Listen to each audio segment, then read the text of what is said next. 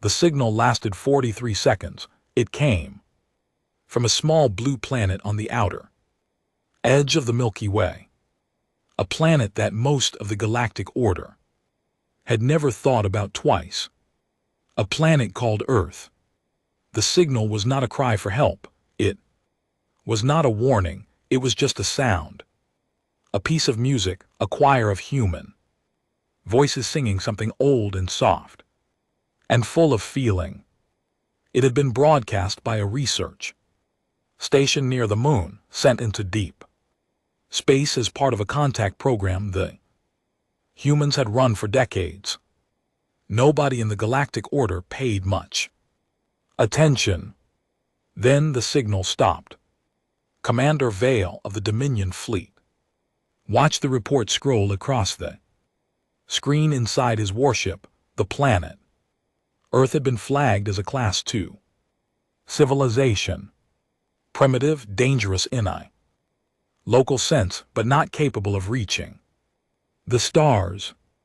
The galactic order had long debated what to do with such planets. Some argued for contact, some argued for silence. A few, like the Keth Council, argued for something more permanent.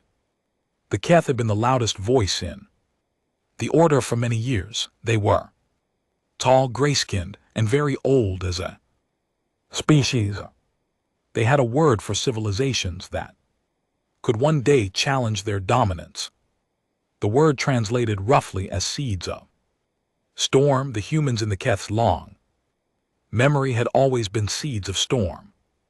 Too emotional, too fast, too strange. Too willing to die for things that did not feed them or protect their bloodline. The Keth Council had submitted the proposal 14 months ago. The Order had debated it, argued over it, and in the end they had done nothing, because doing nothing was easier. So the Keth had acted alone. 7 warships, a planetary bombardment grid, 4 days. That was all it had taken. Vale studied the after-action report. The images showed a surface of gray ash and cracked rock where there had once been green forests and blue cities. The human population, 8 billion the last census had reported, was now 0. The Keth had been thorough. They always were. He set the report down and turned to look out the viewport at the stars. He felt something he could not name. Not guilt, not grief, just a strange, hollow pressure behind his eyes, like the air before a storm. He told himself it was nothing. 3 weeks later, the first anomaly appeared. It came from a monitoring buoy near the edge of the Sol system, barely 2 light hours from where Earth had been. The buoy sensors had detected something odd, a quantum fluctuation in the local space-time fabric. Minor, easily explained. The Order logged it and moved on. Then the buoy stopped reporting. Then a second buoy further out also went dark, then a third. The silence spread outward from the dead planet like ripples in still water, slow at first, then faster. Vale filed a routine maintenance request and forgot about it. He would not forget about it for long. On a remote listening post orbiting a gas giant in the next system over, a young Dominion analyst named Saru was running a standard scan when she picked up something that made her stomach drop. It was not a ship. It was not a natural phenomenon. It was a signal, not the musical kind, not the kind you sent out hopefully into the void. It was a targeting ping, old, encoded, human in origin. She stared at it for a long moment. Then she ran the timestamp. The signal had been sent from Earth, from deep underground, from something buried so far below the ash that the bombardment had not reached it. It had been sent 3 weeks ago. It had just arrived. Saru's hands were trembling as she composed her emergency report. She did not know what was coming. She did not know what the humans had hidden underground, what they had buried in the dark places of their world, what they had built in the years they had been watched and dismissed. She only knew one thing with cold, absolute certainty. Something had survived, and it had heard what happened to its people. The facility had no name. It had never needed one. Deep beneath the Ural Mountains, 2 km of rock and reinforced concrete between it and the surface. It had been built during a time when humans still feared each other more than they feared the stars. It was old. Parts of it dated back nearly 100 years, buried under layers of updates and upgrades and redesigns. It had survived 3 wars, 2 near extinctions, and 1 very bad decade that the people who lived through it refused to talk about. It had survived the bombardment. 41 humans had been inside when the world ended. They had been chosen, not by luck, but by design. Scientists, soldiers, engineers, doctors, people picked for what they knew and what they could endure. They had gone underground months before the attack, following a protocol activated when the deep space sensors had picked up the Keth fleet entering the outer system. They had watched on screens as their world burned. None of them had spoken for a long time. After, the man who led them was named Director Hannah Reyes. She was 51 years old with short gray hair and a face that had learned a long time ago how to hold still. She had spent her career working on programs that no one outside this facility was supposed to know about. When she looked at the screens showing the ash-gray surface of what had once been home, she did not cry. She had already made her peace with grief. She had a different job now.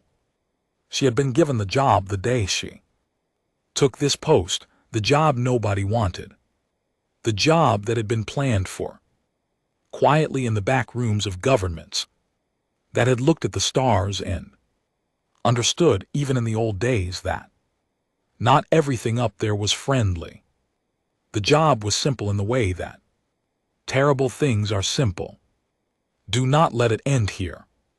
The facility was not just a bunker. It was a seed bank, a data vault, a military installation, and something else, something harder to name. The humans had spent decades preparing for scenarios that their politicians refused to speak about publicly. One of those scenarios was this one. First contact gone wrong, civilization destroyed, survivors left with nothing but time, knowledge, and a very specific kind of anger. Reyes walked through the lower levels of the facility. She passed rows of servers storing every piece of human knowledge ever recorded. She passed labs where the remaining scientists had already begun quiet, focused work. She passed a room where 3 soldiers sat around a table speaking in low voices, their eyes steady. She stopped at the last door at the end of the corridor. Inside, the system was already running. They called it the archive. Others in older documents had given it other names. It was not one thing. It was a network, distributed, redundant, built to survive even if parts of it were destroyed. Its core intelligence had been trained on the sum total of human strategic thought across all of recorded history. Every war, every campaign, every ambush, every retreat, every last stand, every time a smaller force had beaten a larger one, every time a cornered animal had turned and fought. It had spent 3 weeks running scenarios since the attack, processing, planning, Learning. When Reyes walked in, it spoke to her. The voice was calm, unhurried. It sounded faintly like every human voice. At once it said, "I have been waiting for you." She sat down. She folded her hands on the table. Outside, the planet was dead. 8 billion people were ash. The species that had done it was out there, somewhere, going about their business. Probably already forgetting, she said. "Tell me what we have," the archive told. Sure. It took a long time. When it was finished, the room was very quiet. Reyes sat with everything she had just heard, settling into her like stones dropping into deep water. Then she said, "How long until we can move?" The archive said, 6 months perhaps. 5 if the team performs as modeled. She nodded. She walked back down the corridor. 41 people. 1 planet dead. 1 galaxy vast and old and full of those who had decided that humanity was finished. They were wrong. They just did not know it yet. The Keth Council was celebrating. It was not a loud celebration. The Keth did not do things loudly. They gathered in their great hall on the capital station of the Order, a massive ring-shaped structure that orbited the most powerful star in their home system, and they drank a dark, bitter liquid and spoke quietly to each other about the future, a future that looked from where they stood very clean. The Earth problem was finished. The humans were gone. The Order had grumbled a little. Some members had complained about the lack of a proper vote, but nobody had done anything serious about it. Nobody ever did. The Keth had been at the center of the Order for 300 years. They knew how it worked. Complaints faded. Power remained. Counselor Drath stood near the great viewport looking out at the stars. He was one of the oldest members of the council. He had been the one who had written the original proposal. He remembered arguing for it in the chambers of the Order, watching the other species flinch from the words, even as they quietly agreed that something had to be done about the strange, loud, dangerous little creatures on that blue planet. He had no regrets. That was not something the Keth wasted time on. He did notice, though, that 2 of the monitoring buoys near Sol had gone dark.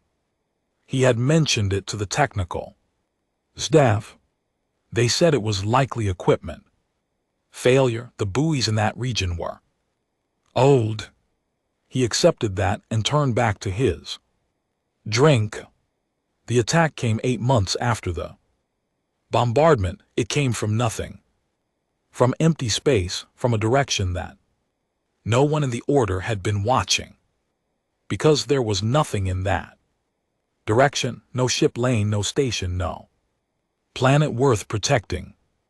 The first target was a Keth military depot 3 systems away from the capital. It was a large installation, well defended, with a full squadron of warships docked and a crew of several thousand. It ceased to exist in 11 minutes. The weapon that had done it was not one that any species in the Order had seen before. The analysts who reviewed the sensor data later described it as a shape collapse, a device that had folded the local spacetime around the depot and then simply removed the space it occupied. Everything inside that bubble of space was gone, not destroyed, not burned. Gone, as if it had never been. The Order's emergency channels lit up like a fire. Vale was on his ship when the alert came through. He read the report 3 times. He looked at the sensor data. He checked The coordinates, he pulled up every database entry they had on weapons capable of this kind of effect. None of them matched. He sat back and felt that hollow pressure behind his eyes again, stronger. This time, over the next 6 weeks, 7 more installations were hit, all Cathol. Gone in the same way, quiet, precise. Total, no warning, no demand, no message, just absence where something had been before. The order was in a controlled panic. The Keth Council convened emergency sessions. They pointed fingers at every rival species, every fringe group, every theoretical enemy. They deployed fleets to guard their remaining installations. They increased sensor coverage across all known space. They found nothing because the attackers were not in known space. 41 people and one very patient. Intelligence had spent 8 months building 3 ships inside a hollowed-out asteroid on the far edge of the solar system using fabrication systems designed for exactly this purpose. The ships were not large. They were not beautiful. They were built for one thing only: to be impossible to track and very hard to stop.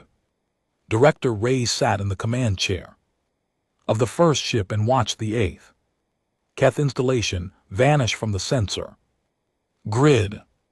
Nobody on the ship cheered. They were not the cheering type anymore. She said quietly, 2 more than we. Make contact, one of her engineers asked. Contact with who? She said. With everyone who wasn't on the Keth side of the vote. The galaxy, she had decided, was about to learn something important about humanity. Not that humans were dead, not that they were gone, but that they had a very long memory and a very precise understanding of how to make sure that what had happened to them would never be worth doing again. The message arrived at every inhabited system at the same time. That alone was enough to freeze every council chamber, every military command center, every diplomatic station in the known galaxy.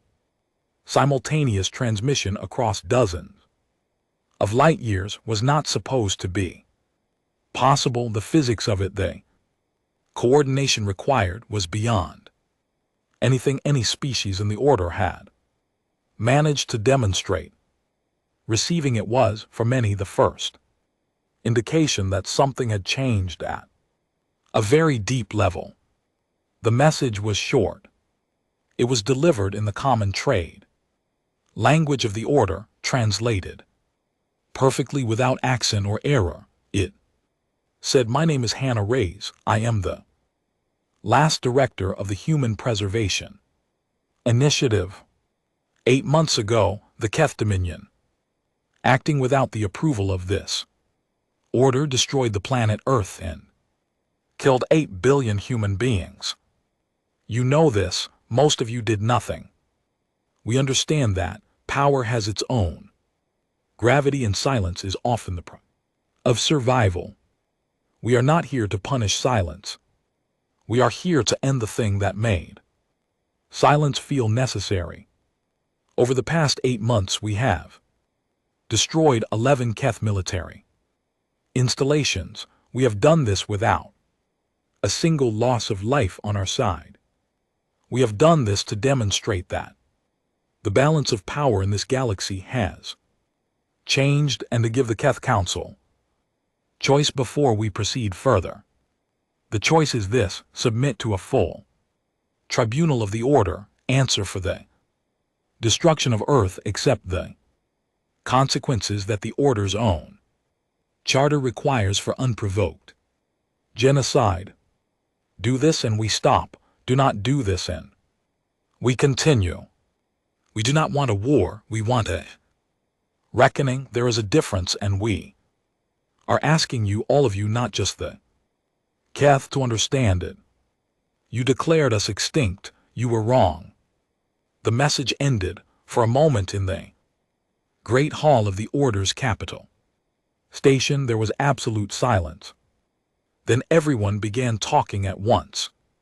Counselor Drath did not speak. He stood very still at his seat and stared at the screen where the message had played. He felt something moving through him that the Keth did not often feel. A deep, cold sensation that it took him a long moment to identify. Fear. Not because of the message, not because of the 11 installations. Those could be replaced, and whoever these survivors were, 41 people could not fight the entire Order.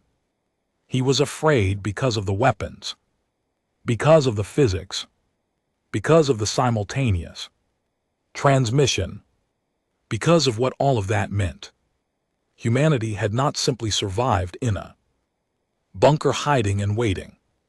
They had spent their last 8 months doing what humans had apparently always done, taking a problem apart, understanding it at a fundamental level, and building something new from the pieces. Whatever they had learned underground, whatever research they had been running, in secret they had used their time wisely. The question was not whether 41 humans could beat the Order. Of course they could not in a straight fight. The question was how many of them were really left, and how much time had the Order given them by waiting in a small room somewhere in the Order's diplomatic section. An analyst named Saru, the same young analyst who had first detected the targeting ping 8 months ago, was writing a second report. This one, unlike the first, went directly to the speaker of the full Order, bypassing all the standard channels. Her report said in part, "We have made a serious error, not in the moral sense, though that is also true in the strategic sense. The humans did not spend their time grieving, they spent it working. Every week we wait is a week they are ahead of us. I do not know what they have now. I know that what they had 8 months ago was enough to do what we have seen. I strongly recommend that this Order treat their demands not as a threat to be managed, but as an opportunity to correct a very dangerous mistake before it becomes an irreversible one." She sent the report. She thought about that 43-second signal she had heard once in a training archive. Human voices singing something old and soft. She thought that the galaxy had not understood what it was dealing with. Maybe now it would. The tribunal lasted 9 days. It was the first full tribunal the Galactic Order had convened in over a century. Every member species sent representatives. The great chamber of the Order's capital station was fuller than it had been in living memory, and every seat was filled with someone who had, in one way or another, spent the past several weeks rethinking what they knew about humanity. The Keth came. They did not have a choice. After the 12th installation was destroyed, a command hub that had been considered impregnable, and after the simultaneous message had reached every corner of the Order, the political ground had shifted under the Keth Council with a speed that even Drath had not anticipated. Old alliances cooled, old friends stopped answering communications. The Order's other great powers, who had long resented the Keth's dominance and had simply lacked a clean reason to act against it, now had one. The humans had given them that reason deliberately. Reyes had understood from the beginning that 41 people could not fight the galaxy, but 41 people with the right tools, the right timing, and the right message could change what the galaxy wanted to do. She had not planned a war, she had planned a shift in political gravity. And it had worked. The tribunal did not go well for the Geth. The evidence was thorough and undeniable. The Order's own charter, written 3 centuries ago and signed by every member species, including the Keth, was clear on the matter of unprovoked planetary destruction. It had been clear for a long time. It had simply never been enforced. Against the powerful before. Drath sat through 9 days of testimony and evidence and argument. He did not speak in his own defense. He was old enough and intelligent enough to know when a verdict had already been decided. He watched the faces of the other council members, the small species, the quiet ones, the ones who had spent 300 years carefully not challenging Keth authority, and he saw something new in them. Not just anger, confidence. The verdict stripped the Keth of their military fleet. It removed them from their seat on the Order's ruling council. It imposed a century of reparations, resources, technology, access to be distributed among the species they had harmed or threatened. Over their years of dominance, it did not destroy the Keth people. The Order drew that line clearly, and so did the human representative who sat quietly in a seat that had been empty for 8 months. Reyes had come to the capital station. Herself, she had brought 3 others. They sat in the gallery above the chamber floor and they watched everything with steady, careful eyes. When the verdict was read, the chamber was silent for a long moment. Then the Speaker of the Order turned to Reyes and asked formally what humanity required to consider the matter. Resolved, she stood. She spoke in the common language slowly and clearly. She said, "We want a seat at this table, a full seat equal to any other. We want the charter enforced, not when it is convenient, but when it is right. We want acknowledgement in the formal record of this order that Earth existed, and that its people mattered, and we want a promise, not just words. Structure, laws, enforcement mechanisms. We want this to be the last time a species can be erased from the galaxy, and have the rest of you look away." She paused. She said, "We survived because we planned for the worst. We built things in the dark because we understood that hope is not a strategy. We do not want to live that way forever. We are asking you to build a galaxy where we don't have to." Nobody spoke for a long moment. Then the Speaker said, "The Order accepts. Seat is granted. The record will be amended. The charter will be enforced." Reyes sat down. Beside her, one of her colleagues, a quiet engineer named Davy, who had barely spoken in 8 months, let out a long, slow breath. Outside the great viewport of the capital station, the stars were the same as they had always been, distant, indifferent, full of things that had not yet been discovered and things that had not yet been built. 41 people, 1 dead planet, 1 galaxy that had made a very serious mistake and had been made to understand it. It was not a happy ending. It was not a clean one. Earth was still ash. 8 billion people were still gone. No verdict could change that, and Reyes knew it, and she did not pretend otherwise. But the archive had told her something.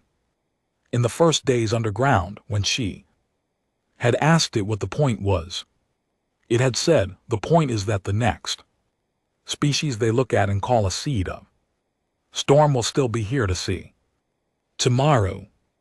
The point is that the cost of what was done to humanity becomes so obvious, so permanent, so visible in the structure of this order that no council ever again does the math and decides that erasure is the simpler option. The point is that they remember. Reyes looked out at the stars. She thought about 43 seconds of music sent into the dark. She thought about 8 billion voices that were gone. She thought they will remember.